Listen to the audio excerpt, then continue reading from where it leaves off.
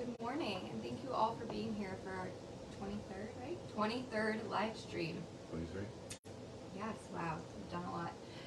My name is 𝗧𝗜𝗘𝗦𝗦𝗧𝗔𝗠𝗣𝗦. I'm a Lyme literate therapist, and I primarily work with kids, teens, and young adults, both virtually and in person at my DC office. I'm also a Lyme patient myself, and I've been a patient here at the Jemsek Clinic for 5 years maybe? I don't know, long time. So having both lived experience and clinical experience with this illness, I have a really unique perspective and understanding of some of the challenges that us Lyme patients face. One of the biggest challenges being lack of support or lack of the proper support. So today we're going to be focusing both on how caregivers can better support a Lyme patient, but also how the Lyme patients themselves can better understand and identify their needs and how to self-advocate for those needs. So we have a lot of great discussion questions. I can't wait to get to them, but first I would like to introduce Dr. Jemsek. Good morning, and welcome to our 23rd live stream. I'm very proud of the fact that we started this about 30 months ago, and we've done 22 hours of information.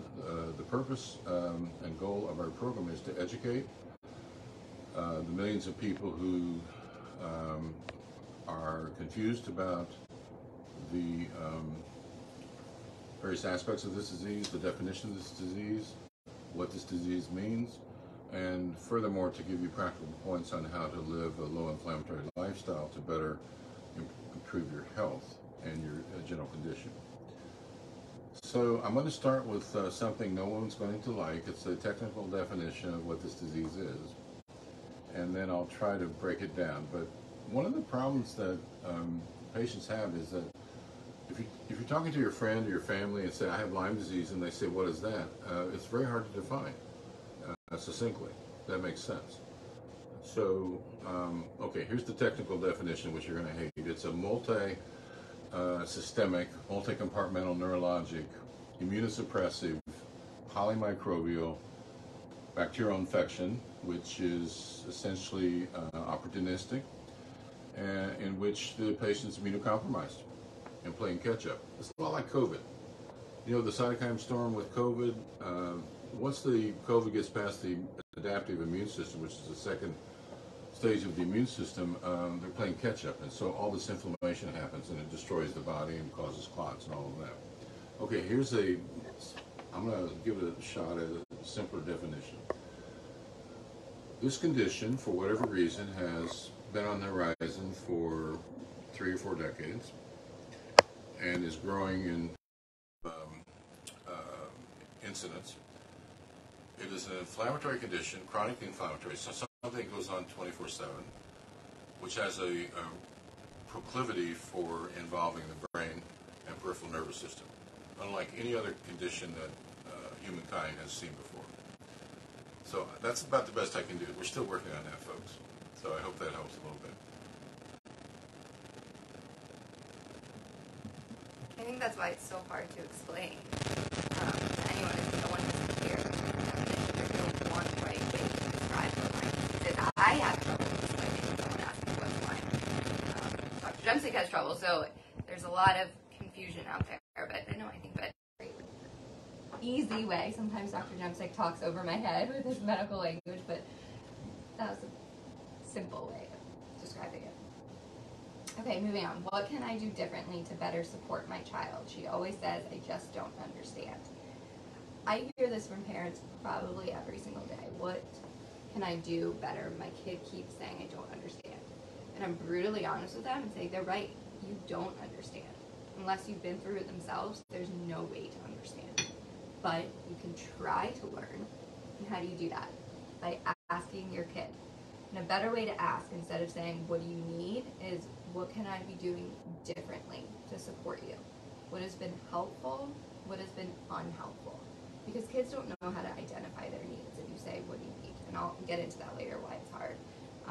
So I ask a lot of my patients this question: what could your caregivers be doing differently to support you?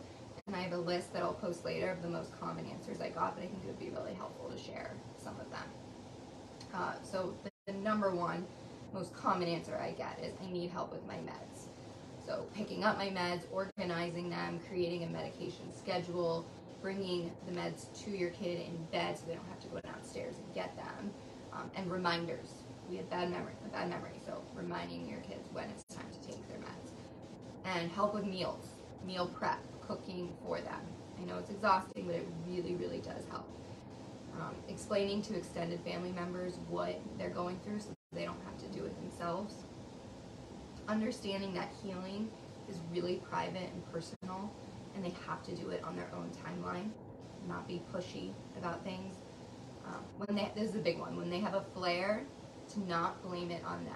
Not say things like, well, you were out all weekend, what do you expect? Or, well, you had an ice cream last night. Or you forgot your meds. It doesn't feel good to be blamed, because there really isn't one, specific reason why your kid is having a bad day. Not limiting food so much in terms of diet.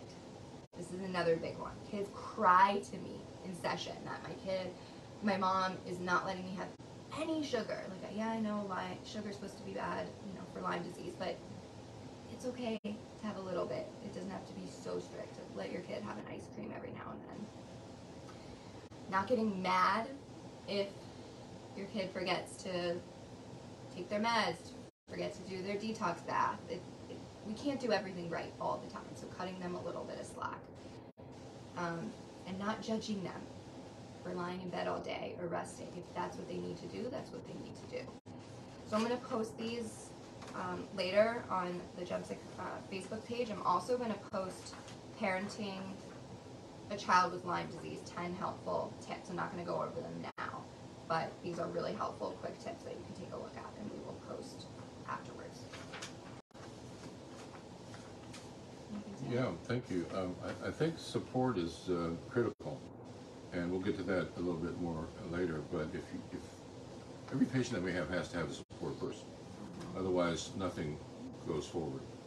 And that support person has to be sometimes a saint who believes that their child, their partner, their husband, their wife, their father, their mother, and so forth, can get better. And I think that requires them coming to the visit and understanding what this disease entails and how devastating this disease can be. Because without support, nothing goes forward. So the next question is, what causes irritability? I have this like metaphor for a mood condo.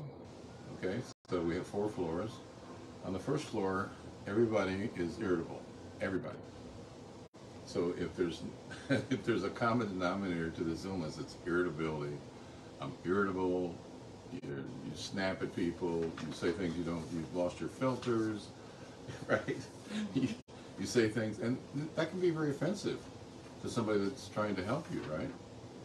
But they need to understand that sometimes a lot of times you're out of control. The second floor is, unbridled anxiety, depressive reactions, feelings of hopelessness or anhedonia. Third floor would be something like OCD, major panic attacks, rage, bipolar issues. And the fourth floor is depersonalization, where you're out of body, derealization, where you don't recognize what's around in the world, hallucinations. And I promise all of those things are possible. And if the disease progresses to a certain point, then you're definitely going to move to the 4th floor of the mood condo. So irritability is caused by, in the short sense, by inflammation of the lower brain, the amygdala. It's our devil gland at the bottom of the brain, which controls rage and temper and fear and that sort of thing. It fires off, and generally it's controlled by a feedback loop with the prefrontal cortex, which is obviously in the cerebrum. But in this case, it overrides the prefrontal cortex. So, for example, someone can rush in the room, and all of a sudden, and you freak out, and you jump up, and you scream, and you realize it was your brother or sister just looking for something that you might have for them. But instead, you overreact, and it's because you don't have that feedback loop with the prefrontal cortex. So the amygdala becomes very hot and inflamed, and is a source of all sorts of irrational and erratic behavior. Next question is, how do I better communicate with my kid? So there's three things I want to touch on for this question.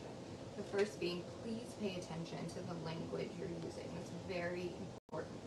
A lot of Lyme patients develop demand avoidance after getting sick, stemming from the loss of control. When they get sick, everything seems to be taken away from them without their consent. Their health has been taken away, their daily schedule, their social life. So now there are all these demands placed on us that we didn't ask for. We have to go to all these doctor's appointments, we have to take our meds, we have to do this, we have to do that. And so demands start to feel incredibly threatening, stemming from fear of loss of autonomy. I created a demand avoidance handout that we're also going to post after, but something for caregivers to pay attention to is avoid demand words when talking to your kid. Demand words being need, must, now, you have to, can you.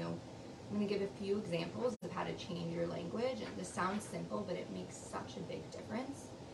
An example being, instead of saying to your kid, why didn't you take your meds? Say, what can we do? Use the we, a together approach. What can we do to make it easier for you to take your meds? Instead of you need to take your supplements, how do you feel about us getting your supplements out and taking them now? So I wonder if we can do this. How can we do this? Is it okay if we try to do this? That language is much less threatening than you need to, you have to, you must.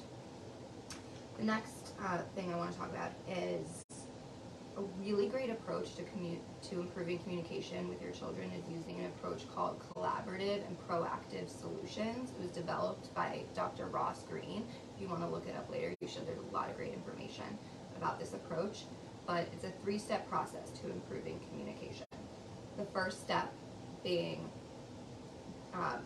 the empathy step. You have to approach your kid with genuine empathy and curiosity. So instead of saying, why didn't you take your medications this morning? Say to them, it seems like it's really difficult for you to take your meds in the morning. What's going on? Genuine curiosity. Then you explain your concern. The thing is, my concern is if you don't take your meds in the morning, you're not going to heal. And I know how important it is that you feel better. And then problem solve together. So that's called the invitation step. You're inviting them into the decision making. You're not imposing your will. So, okay, so I hear your side of it. It's really hard to get up and take your meds in the morning. My side of it is I want you to get better, and meds are a big part of this. So what can we do? How can we make this process easier for you? Again, that's called collaborative and proactive solutions. Look it up. It's really effective. And then the last thing really I want to touch base on is rejection sensitivity dysphoria, which a lot of kids feel when they have a chronic illness. It's basically a simple way to describe it, extreme emotional pain to failure, criticism, or rejection. And that could even be perceived failure, perceived rejection, stemming from feeling like we're failing all the time. We're not better yet. We haven't done this. We didn't do that. We didn't follow our diet. So any form of criticism feels so threatening. If you ask your kid, why didn't you take your detox bath? That feels like you're telling them you're a failure. You can't do anything right. You're never going to get better. So again, going back to the language, watching the words you use is probably the number one most important thing. So please take a look at this demand avoidance handout. It's really helpful. So that's really wonderful stuff. Thank you. And children have a developing brain, right? So they can't process information or rationalize things as well as some adults, although that's not necessarily across the board, but that's another issue, right? Mm-hmm. That, you got a youngster with a developing brain who feels badly and who's lashing out, and who's, if they're criticized, that just makes things worse. Mm-hmm. So it's really hard to be a support person, but that's what we're talking about today. Mm-hmm. How do you support someone that's suffering? This is an incredibly devastating illness. Inflammation of the central nervous system, inflammation of the body, 24/7 inflammation so that the mitochondria can't fire, you can't have energy, you can't process, you can't communicate, you can't read, you can't learn, you're stuck, and it's devastating. It's you're trapped in a horror capsule, quite honestly. So the next question that we had come in was, what about a diet for patients with Lyme borreliosis? So gluten, if it's not digested properly through the intestinal cells, will, where there's leaky gut, for example. Leaky gut means there's separation between the intestinal cells, the lamina propria. There's an immense amount of immunologic activity behind the lamina propria. So for whatever reason, teleologically, that's another fancy word for heredity, that tends to inflame, cause lots of inflammation, set off a cascade, which then promotes general inflammation. So gluten is number one. But as Jules said, occasional gluten, a cake or a pie or, celebration, we're not draconian about it. We just say, okay, if there's a single item that you have to avoid, it has to be gluten. Look at our culture. In the last 15 years, there's been this phenomenon of gluten-free aisles everywhere. Where did that come from? I mean, what is that about? Nobody's really defined that. Why do we have all this gluten-free? Well, because people feel better when they go gluten-free. So if you're mildly inflamed, you go gluten-free, you feel better. If you're mildly inflamed, you sleep an extra hour, you're better. If you're mildly inflamed and you exercise a little bit and detox, you're better. And if you're mildly inflamed and do all of the above three, plus take a few supplements, you're better. You're better until you're not better. But diet is very important. And so even though my patients know this inside out, I still ask, are you being good with your diet? Well, not really. Okay, you have to be good. There are other food groups. I'm not strict about other food groups like dairy or nightshades or soy, but if a patient has identified that they have a problem with dairy, where the main protein is casein, then they avoid that for a time being. But I have a lot of patients that can tolerate dairy after they've been treated for a while. The gluten sensitivity tends to persist for a very long time, but I have had patients who can return to a normal diet after 2 or 3 years. But diet is very important. There are 3 ways to detox. You want to limit what's coming in through your gut, and that would be gluten and whatever food group you've identified. Because your body's inflamed, you want to provide some antioxidants from an exogenous source, such as fish oil, CoQ10, and many, many good antioxidants that we can recommend for you. And third, if you can, either passively or actively try to sweat. So passive sweating would be the Epsom salt bath. Drink some hot green tea before you get in there, get your body core temperature up, sweat for a few minutes, get out, hydrate. Same thing for a sauna, I think they're equivalent. If you're able to do some exercise and activate your lymphatics by exercise and have a little sweat, that's even better. Dr. Jemsek made a really good point that these diet changes don't have to be permanent. I think that's really scary for people to think about. At one point, I was gluten-free, sugar-free, dairy-free. I think I even cut out eggs and nuts. And there was like 3 other things. I couldn't eat anything. Now I have not one restriction. I eat everything, and it doesn't bother me. So definitely not permanent. So if I could just add to that, one other item is that the histamine issues. Histamine is the new rage. Of course, histamine sensitivity is taking on a life of its own. Well, it's just a manifestation of an inflammatory response, and it's something we can measure and do something about. And that's the way I look at it. I don't think all of a sudden that we have a million mast cell disorders in our population. I just don't believe that. I think it's part of the spectrum. At any rate, fermented foods are very good for reestablishing the gut, which is disordered in a condition called dysbiosis, so that we have the wrong bacteria, the wrong populations, the wrong density. And probiotics, try to restore that. But fermented foods are good for reestablishing, promoting the growth of normal, healthy, essential probiotic life forms.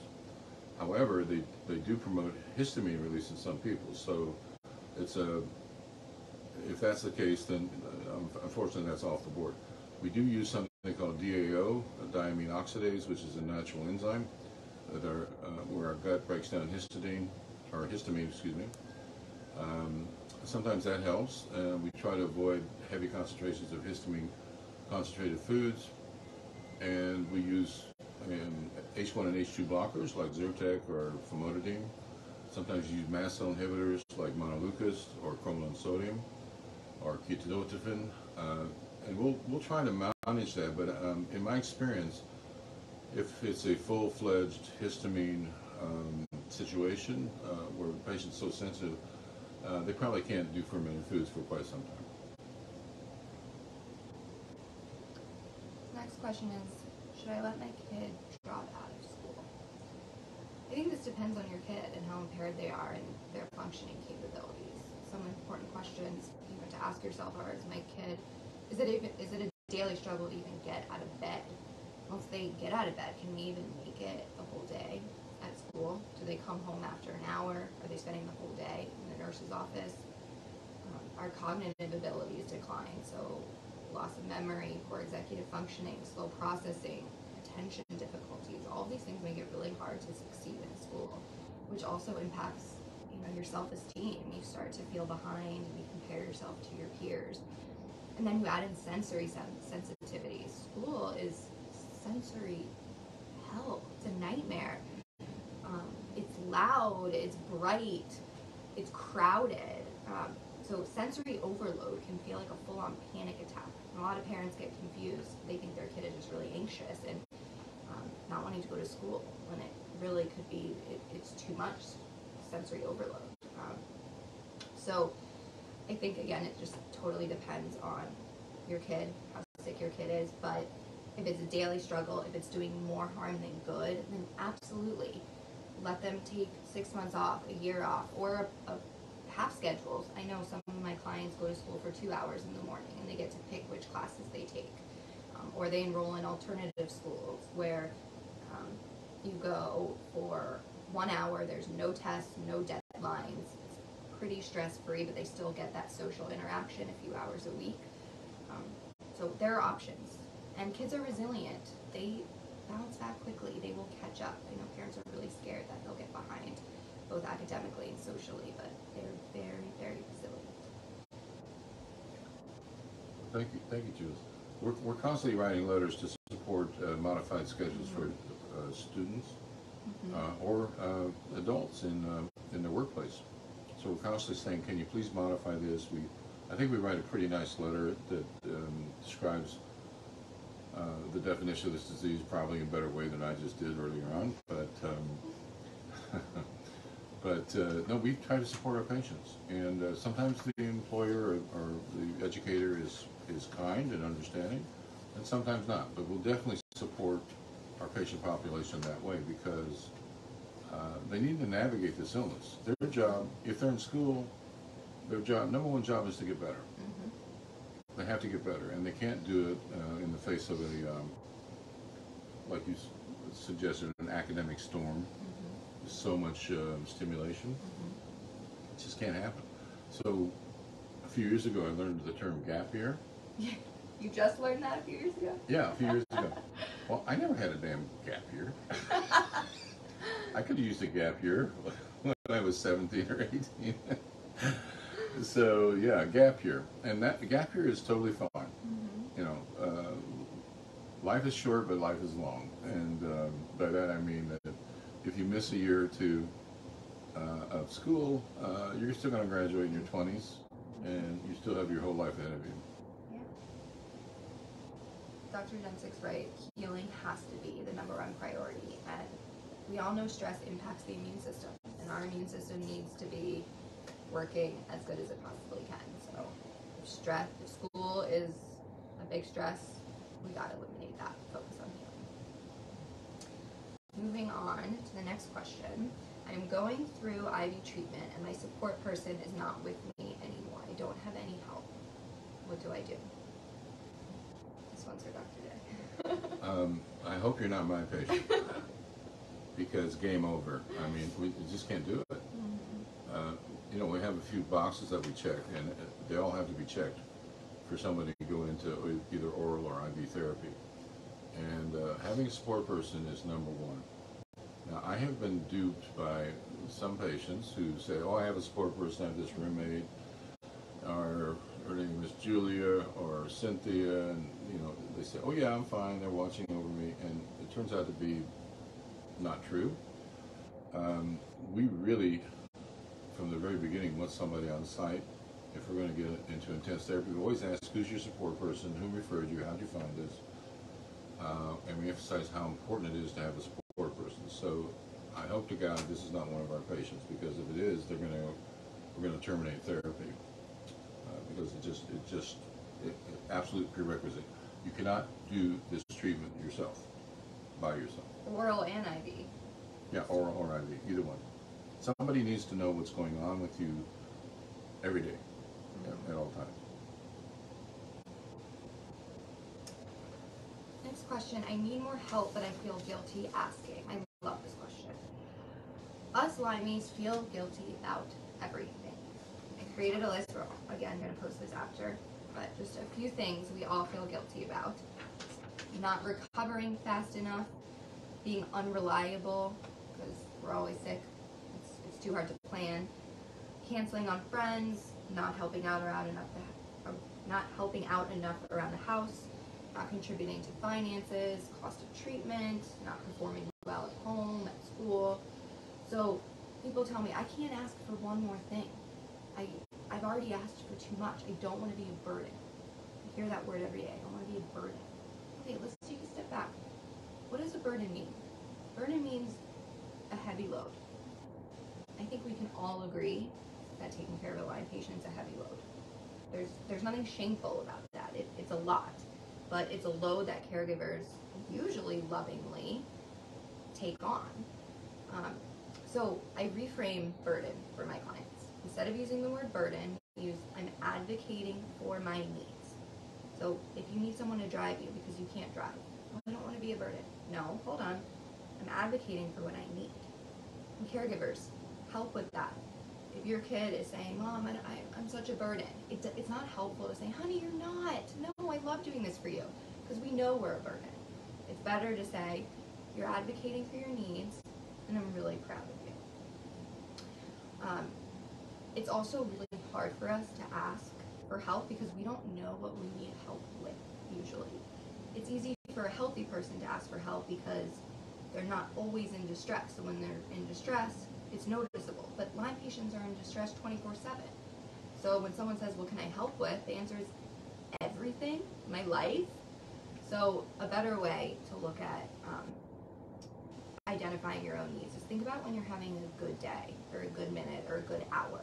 What contributed to that good day, hour, minute? Oh, because my laundry was done for me. Oh, because I got to lay in bed all day and no one made a comment about it. Or because all my meds were brought to me in bed and organized for me. So once we can identify what's contributing to the good days, then we can do more of that. But it's not an overly helpful question to say, what do you need help with? We don't know how to answer that. Dad? Oh, thank you, James. So I would just add to that a common story, which everyone listening probably knows, is that our patients have been misdiagnosed and denigrated and dismissed and abused, if you will, insulted by sometimes numerous physicians and numerous specialties because their multiple symptoms don't fit into their niche. So if you think about it, most of the specialists do just one thing, right? And what we need eventually is a tick-borne specialty where, like AIDS, it cuts across every system, especially with an emphasis on the nervous system. So on top of, the abuse that they're getting or the guilt that they're being generated, They feel guilty because they've been told by sometimes 5, 10, 15, 20 doctors there's nothing wrong with you. I mean, everybody knows the phrase, it's all in your head, which is insulting. And it's a lazy way to just say, I don't know. You know what? Patients would just love for a physician to say, I don't know, but maybe you should see somebody or think about this. Instead, they say, there's nothing wrong with you. I can't find anything. You're fine. So I really admire the patients that come in and know they're not fine, even if they've been told literally 10 to 20 times by physicians and by family and by friends. And by the way, when you're unwell and you're not yourself, you lose friends, right? Yes. Yeah, absolutely. Your support group dwindles dramatically. So it's doubly tough on those patients. So a lot of times when patients come here, we give them a timeline on what we expect for them to do in terms of treatment. And it's not a short timeline. It's a year to 18 months. It may take 2 or 3 years to recover after that, once the infections are purged, because there's so much damage done. We try to explain to the support people exactly what's going on, that the patient is not at fault. This is a dreadful disease which hijacks our body and our brain. And we try to put things in perspective and give them some hope, and realistic hope. I mean, occasionally there are people we just can't help, and we tell them, we're not going to be able to help you. But I think it's so important for us as practitioners at Jemsek Specialty to give people a timeline, a realistic expectation, which may take several months for them to start to see improvement, stabilize them, and all of this is on our upcoming website. It's going to be clarified in the next 2 or 3 weeks as we outline our approach, which is a simple schematic approach to stabilizing, treating in sequences, taking into account the target pathogens, their slow life cycle, all the lifestyles of life forms of the spirochete that we have to deal with, all the co-infections, biofilm, dysbiosis, yeast overgrowth, as well as numerous comorbidities. So this is an extraordinarily complex illness, but we have a good track record, and if we can't get somebody better, we'll let them know. Next question is, how do I deal with the weight gain? Is this something I can't control during treatment? I think I've talked about this before. So I call it a metabolic wedge, and it is definitely a hereditary thing. And I liken it to a caveman who had been struck by a spear and is trying to survive and trying to preserve every bit of nutrition that they have. So when you're inflamed at a certain level, and it's constant, your body resists breaking down fat cells. There's no lipolysis.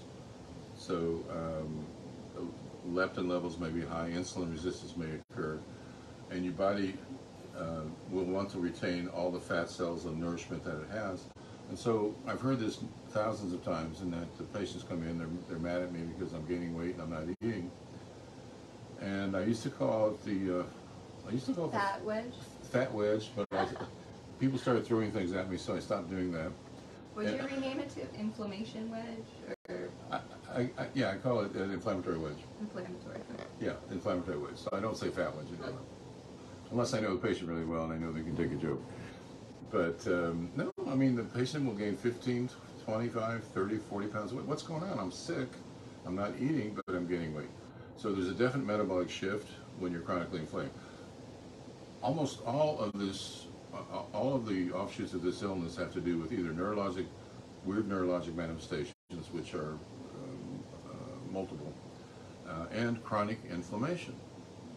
So there's no other illness that I know of that can cause chronic inflammation for years on end.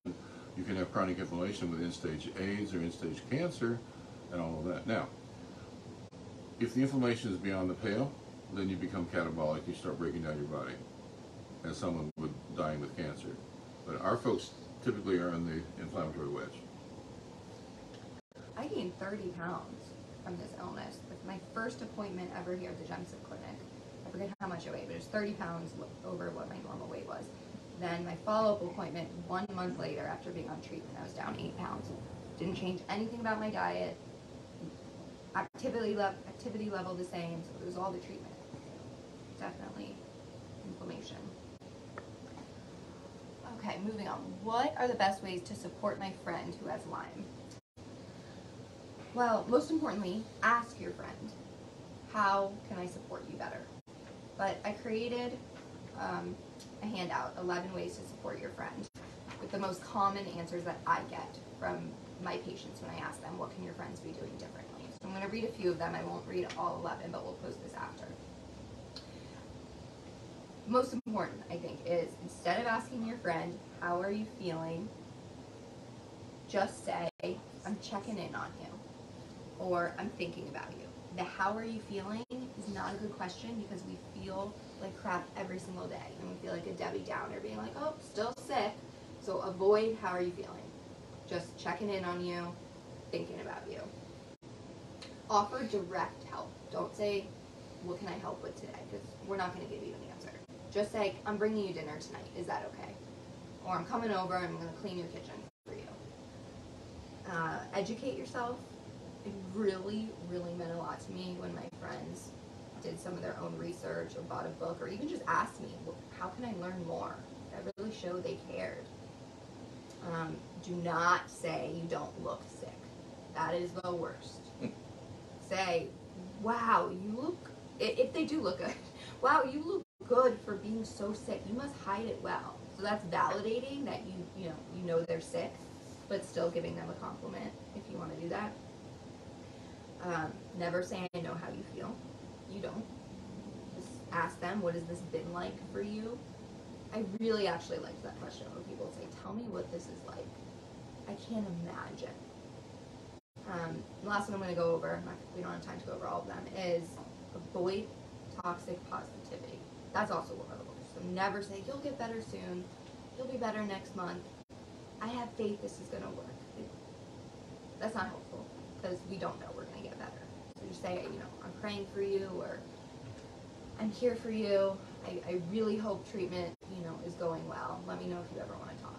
The toxic positivity is very unhelpful. I'm not going to go over this, but I also posted the do's and don'ts when talking to a Lyme. It's how to reframe your language. Take a look at that when you have a chance. And one more I'm going to post, the best things to say to a Lyme. So 3 things on how to support your friend we're going to post later. Oh, I love this question. This is our favorite one.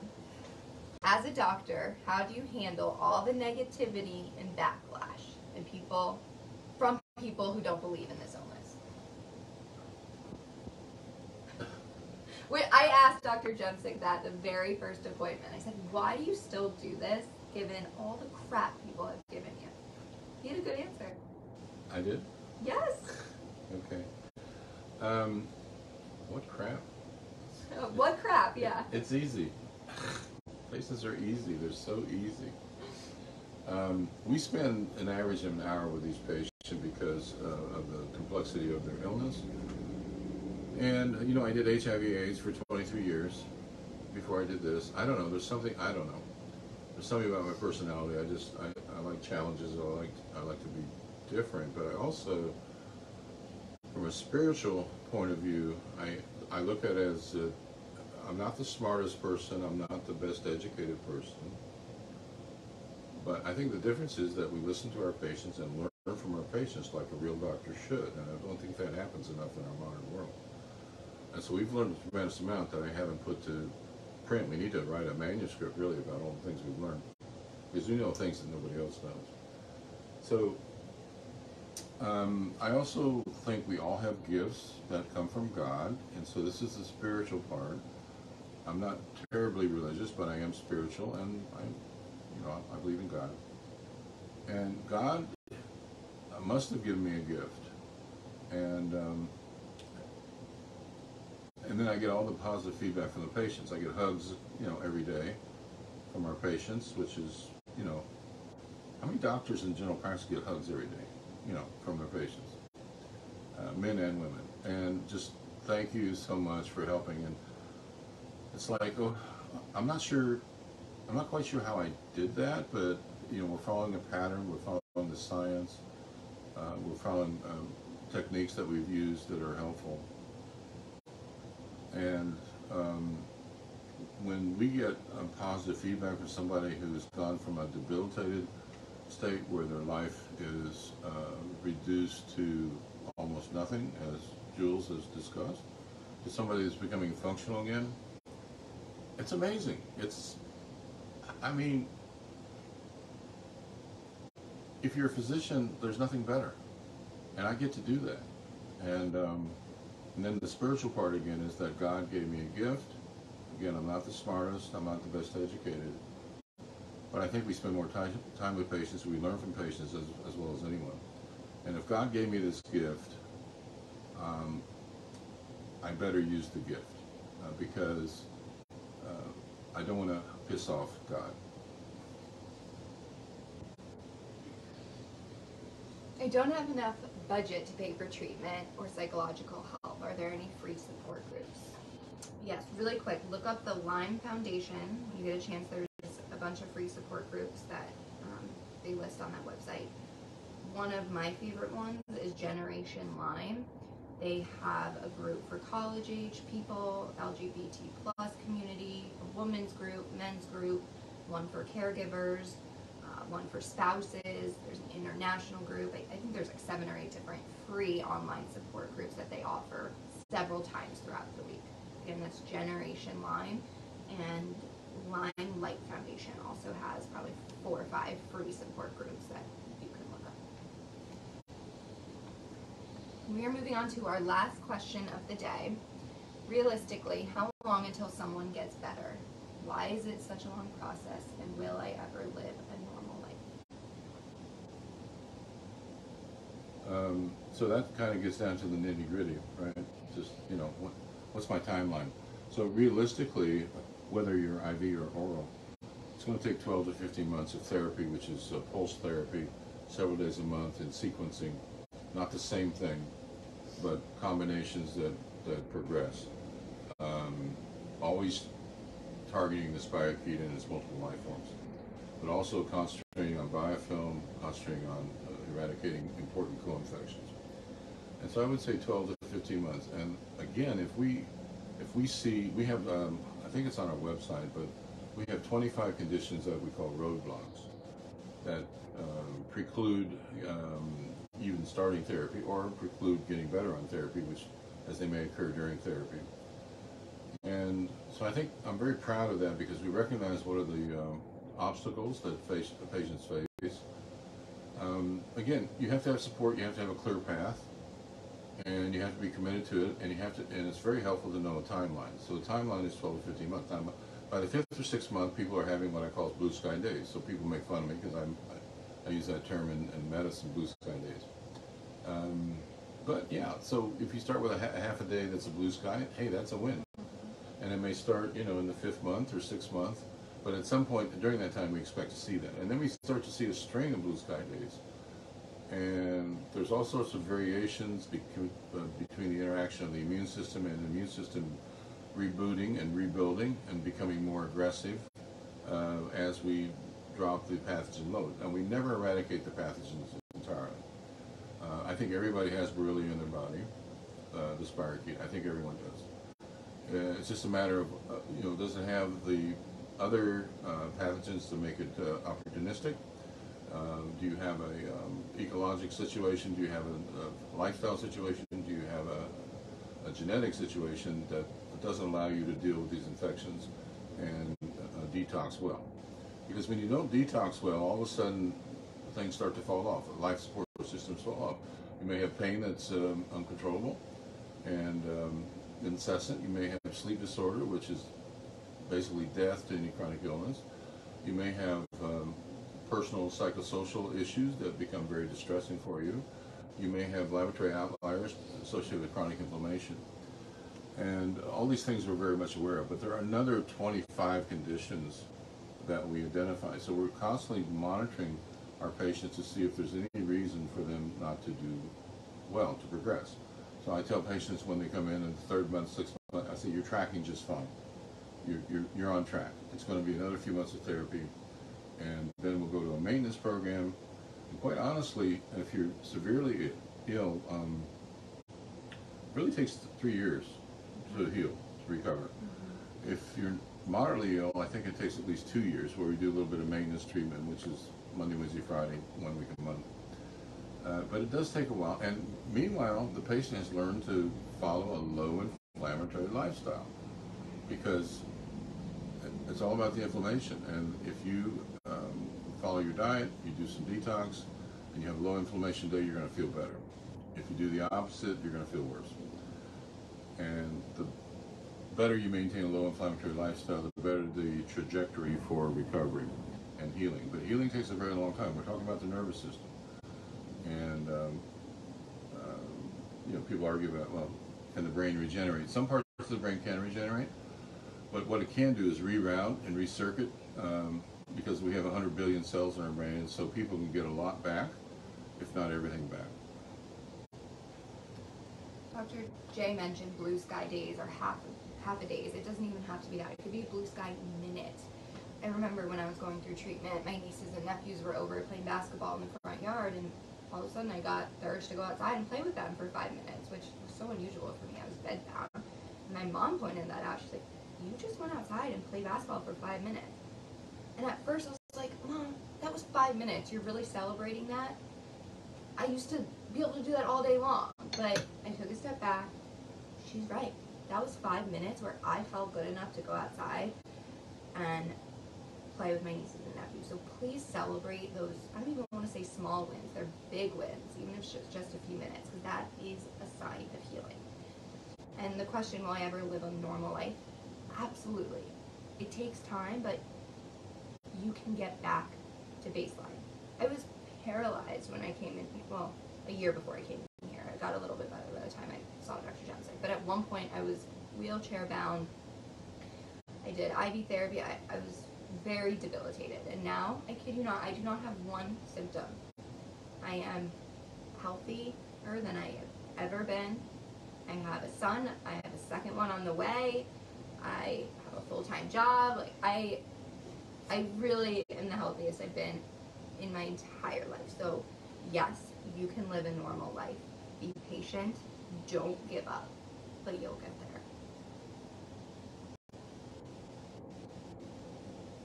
So in conclusion, I would just like to honor Jules and say what a pleasure it is to work with you. You're so brilliant and insightful, and you do so much good, and your name is everywhere for the good work you've done.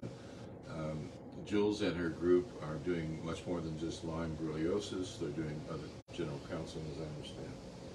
But she has been a shining light in our world, and a great resource and reassurance to so many people who know Jules. And I don't know where she finds the time in the day.